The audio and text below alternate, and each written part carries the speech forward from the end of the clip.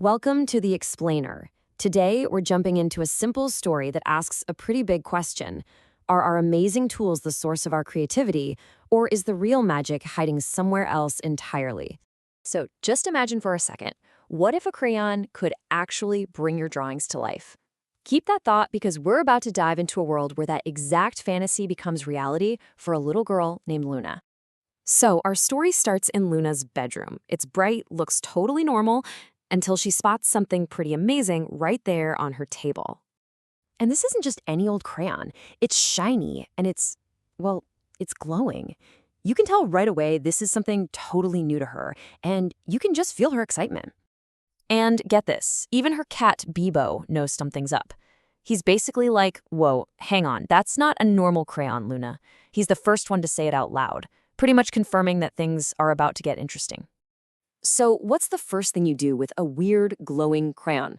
You draw, of course. And what happens next is just, wow, pure magic.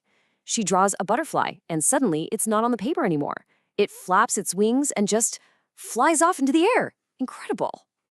And that moment, seeing something you made just come to life, that fills her with this pure joy and wonder.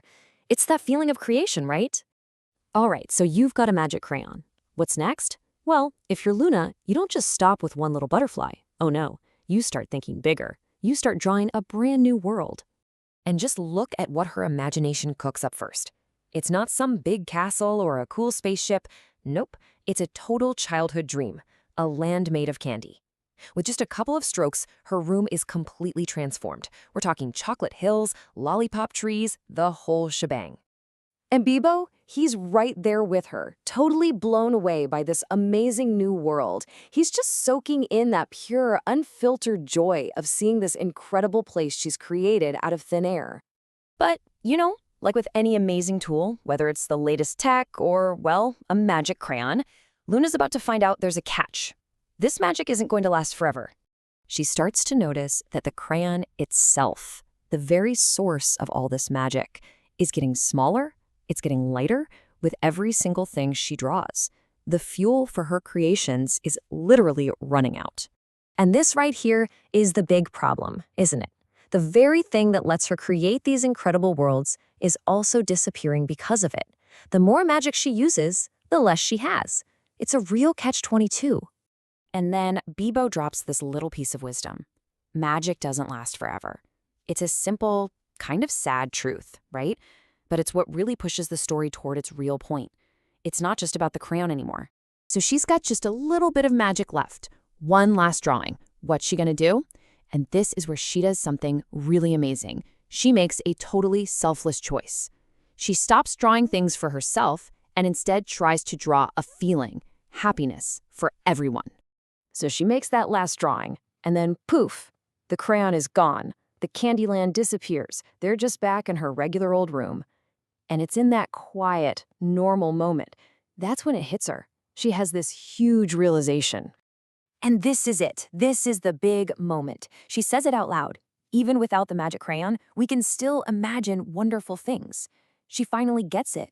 The crayon was just a spark. It wasn't the fire, the real magic, the ideas. That was all inside her the whole time. So this is the story's big takeaway, right? The definition of real magic completely changes. It's not some glowing object you can hold, no. The real magic is the power of our own imagination, that incredible engine in our heads that can turn any boring old day into a wild adventure. No special tools needed. And that's really the core message here, isn't it? It's such a powerful reminder for anyone who makes things. The tools we use, they're temporary. They'll change, they'll break, they'll get old. But our imagination, the thing that actually uses those tools, that's forever. And that kind of leaves us with a question to think about. The magic crayon is gone, sure, but the real magic, that amazing creativity inside every single one of us, well, it's just sitting there, waiting to be used. So, what will you imagine today?